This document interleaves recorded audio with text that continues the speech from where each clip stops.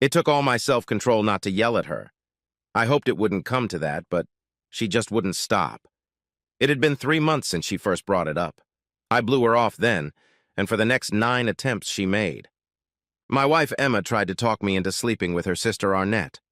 Arnett's husband had died 5 years ago, and she had been living with us ever since. She was a few years younger than Emma and not bad-looking, but she wasn't my wife. I guess I'm a little old-fashioned, but I foolishly believed in the sanctity of marriage. When Emma first brought it up, I was adamant in my refusal, but she was not impressed. About once a week, Emma brought it up again, and I always refused. I wasn't trying to hurt Arnett's feelings by turning her down. I just didn't think it was the right thing to do. I was also a little embarrassed because she was perfectly capable of finding a man outside the house. She was pretty, smart, and had a nice body. In fact, it was better than Emma's. It took me a while, but eventually I figured it out. Smart people probably would have realized what was going on right away, but I was a little naive and too trusting. Once I realized what was really going on, my whole demeanor changed. On the surface, Emma was telling me that she wanted me to help her sister get rid of her sexual dysfunction, but I actually perceived it a little differently. From my perspective, Emma was either having an affair and was looking for a way to make up for her infidelity by luring me into a similar trap, or she was planning to have an affair once I succumbed to Arnett's charms. Both of those possibilities were unacceptable. Frankly, I promised myself I'd ignore her whining for 3 months or 10 more. If she stopped by then, I would forget everything that had happened.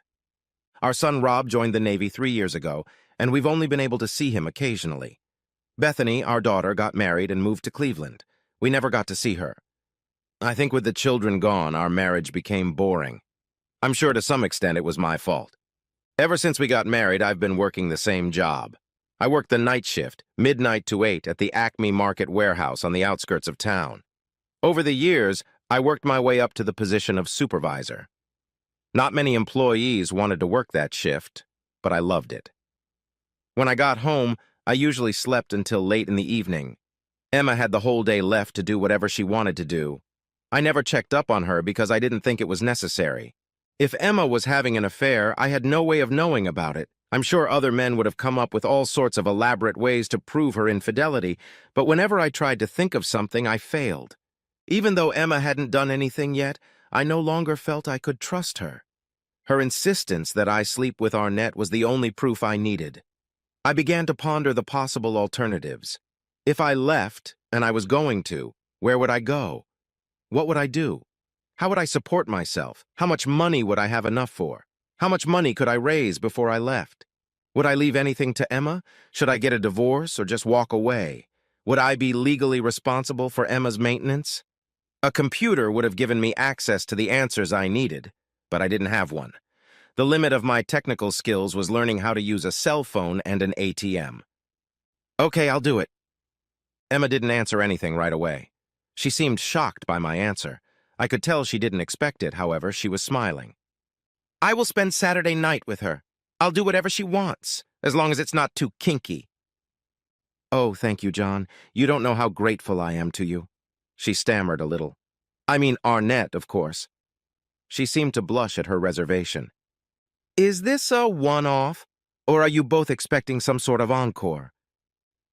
If you don't mind, John, maybe 2 or 3 times a month? I think you're man enough to handle it, and I know Arnett would appreciate it. I still don't understand why she can't just go out and find a man like any other woman. John, there are plenty of sneaky guys out there who would take advantage of her. She can trust you, and I know for a fact that you can make her happy. I thought she winked when she said that, and it pissed me off. Okay, Chuckles. I'll leave it up to you.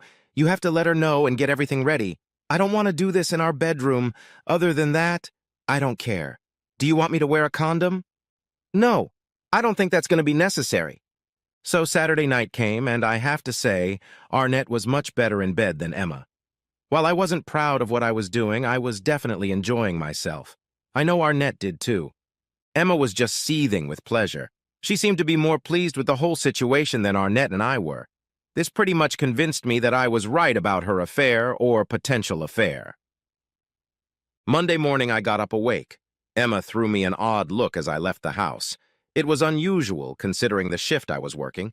Of course, this was all about to come to an end. On my way to work, I had the country and western radio station rattling. I usually turned the radio on low volume, if at all. Miranda Lambert started singing a song called Kerosene. I couldn't make out all the words, but I caught the gist of the song, and it gave me an idea. Light them up and watch them burn. Teach them what they need to learn. Before I got to work, I hummed that damn song to myself and continued to do so throughout the day. When I walked into the warehouse office, I really started to feel good about myself. I had made a decision and I was going to stick to it. I had given notice about quitting my job, but decided it was a little early to do anything about it. There was no longer any great mystery about what needed to be done, and since I had it all worked out in my head, it was going to work out pretty quickly. I was going to take it all on. I wasn't going to leave anything to Emma. This was her reward for infidelity, which I still wasn't sure about. That night at dinner, Emma informed me that we would be going to the dance at the community center the following Saturday. She promised to have my sports jacket ready. I thought she was overly enthusiastic about the whole thing. That night, I went to work for the last time. I said goodbye to all my friends and put my desk and locker in order. They had prepared severance pay and checks for unused vacation for me. I was going to fake it for the rest of the week. By Friday night, I had everything ready to go. Arnett cast ingratiating glances at me several times during the week, but I didn't give in to their entreaties. Neither of them noticed that I had stowed about half of all the clothes I had in the trunk of my car. I sold off all my tools and lawn equipment. First thing Monday morning, I went to an interview at Monarch Foods in Pensacola. I had no idea what to expect at the dance on Saturday night, but I was pretty sure that's when I would truly understand what was going on. As soon as we got to the community center, I wanted to leave. My wife was already getting ready to give me the horns, and I wasn't happy about it. There was little I could do to undo what she had probably already done, but I couldn't let the world think I was happy with the situation. First, I had to figure out who this guy was. Naturally, the three of us made reservations for 4. I danced with Emma and then with Arnett. As I danced with my sister-in-law, I noticed that Tom Kendricks had asked Emma to dance. Tom was our local heating and air conditioning specialist.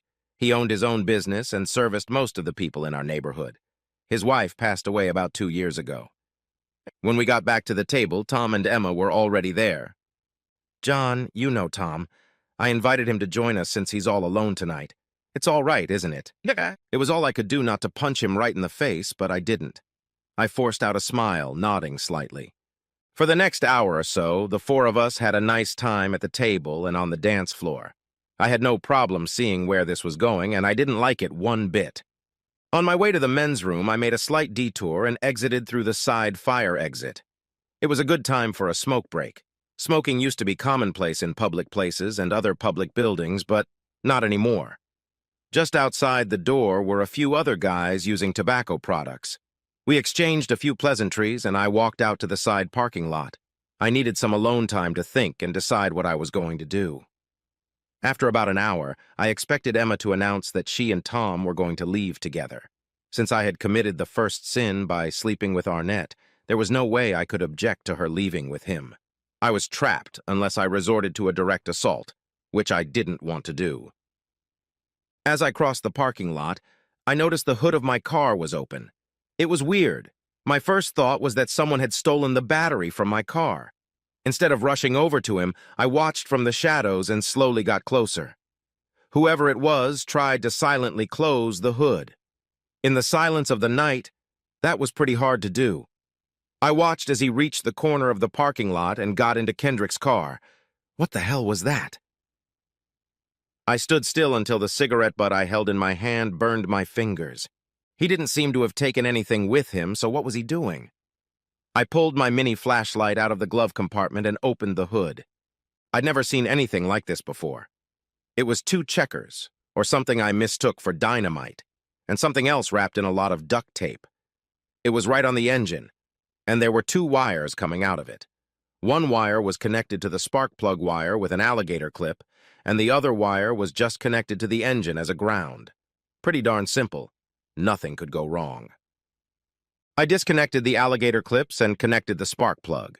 Taking a screwdriver out of the glove compartment, I started looking for the red Lincoln that Tom Kendricks drove around like he was king of the world. Opening the hood of a car with a screwdriver is pretty easy if you know where the latch is located. I didn't know at first, so it took me a while, but eventually I figured it out. A minute later, Tom Kendricks was the lucky recipient of the same gift as me. I slammed the hood shut, not caring if anyone could hear me. No one did. I was supposed to leave the dance in a few hours, but my calculations had me leaving with Arnett while Tom and Emma left together. This meant that Arnett had been chosen to die at the same time as me. Arnett was Emma's sister. Did that mean Emma didn't realize what was going on, or did it mean she was aware but didn't care? I smoked another cigarette before going back inside and had a long chat with a few other guys who couldn't kick the habit either. Just in case, I switched from alcohol to Coca-Cola for the rest of the evening. I wanted to keep my composure for the rest of the evening. I felt sorry for Arnett. She was being used, and she didn't deserve it. It didn't look like I was going to get a chance to talk to Emma, so I invited Arnett to spin around on the dance floor. Arnett, was I being set up? Should I be upset about what's going on? I don't know what to say to that, John. Is Emma planning on going home with us tonight, or is she planning on going home with Kendricks? I don't have to say anything. Does that mean what I said is going to happen? Arnett shrugged and gave me a goofy grin. The answer was yes, but she couldn't bring herself to say it out loud. Does it bother you that much, John? Arnett, she used both of us to get together with Kendricks. It was a disgusting act. I didn't mind, but I told her she shouldn't do that to you. She said it was fine and that I shouldn't worry about it. She said you'll be happy. How does she plan to do that? I'm not sure. I think they are just going to tell us they are leaving, and do it. As I walked my sister-in-law back to the table, my thoughts went into overtime. I still wasn't sure if Emma knew about the bomb or not. The soda was acting on my kidneys as fast as the beer, so I had to make another trip to the bathroom. I took my time. When I got out, I looked across the hall and saw Emma and Arnett arguing. And Kendricks was pulling Emma by the arm, trying to get her to leave the building with him. Of course, I had no way of knowing what the argument was about, but it was heated. Emma looked across the dance floor and saw me watching her from the far wall. She gave me a grimace, then let out a few last words to her sister. Arnett cried as Emma and Kendricks walked out of the community center. I'm not exactly a stand-up guy. I didn't know exactly what had happened, but I felt sorry for Arnett. She was more than receptive as I opened my arms to comfort her. Arnett tried to say something, but she only sobbed, and I couldn't understand a word she was saying. I finally sat her down and gave her a sip of Coke. Now take your time and tell me why you're so upset.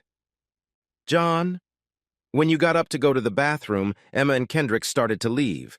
They were giggling like two kids. I grabbed Emma's hand and told her not to go.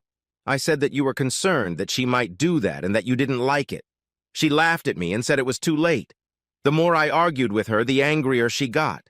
Finally, she said I was as stupid as you and that we were worth each other. And then she saw you at the other end of the room. As they left, they both laughed. Arnett cried again, and I held her head against my shoulder just as the explosion shook the whole building. The lights flickered and tiles fell from the drop ceiling, and the whole building shook. Neon signs sprinkled from the walls, and everyone screamed.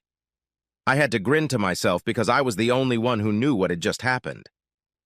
Set them on fire and watch them burn. Teach them what they need to learn.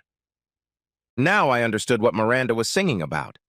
Well, the rest of the evening went pretty interesting. I thought I might get the police interested, but I guess that never happened.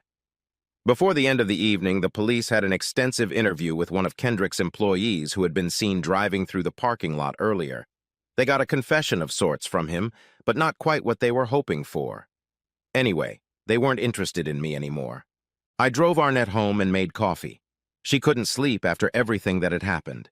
She sat quietly on the couch with her hands folded in her lap as I handed her a hot cup.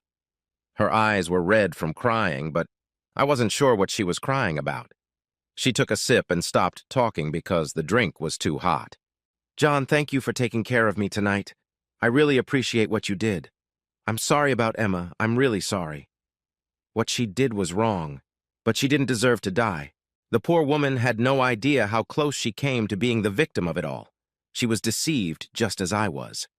How could two sisters be so different? I had my plans, but what was I supposed to do now? There was no way I was expecting this. I held out a napkin for her to wipe her eyes. Arnett, have you ever been to Pensacola?